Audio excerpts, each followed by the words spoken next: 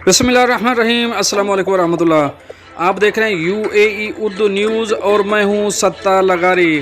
खबरों की तफसील की तरफ जाने से पहले एक रिक्वेस्ट, अगर आप मेरे चैनल पे पहली बार आए हैं तो प्लीज़ चैनल को सब्सक्राइब कर दीजिए और साथ बेल के आइकॉन के ऊपर भी क्लिक कर दीजिए। अब चलते हैं खबरों की तफसील की तरफ। दुबई पुलिस की अवामी मकाम पर चीखने पर अमरीकी खातून की गिरफ्तारी की तरदीद। अब इस खबर की तफसील।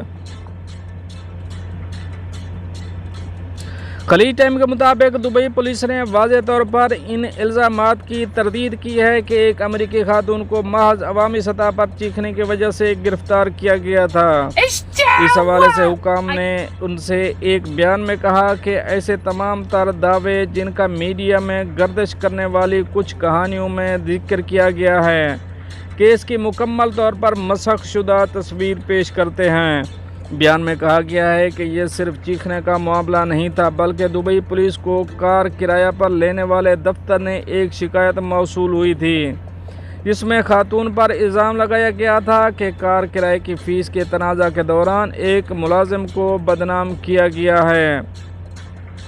दुबई मीडिया ऑफिस के ज़रिए जारी बयान में बताया गया कि खातून और कार किराए पर लेने वाले दफ्तर के दरमियान कानूनी तरीक़ाकार अभी भी जारी है।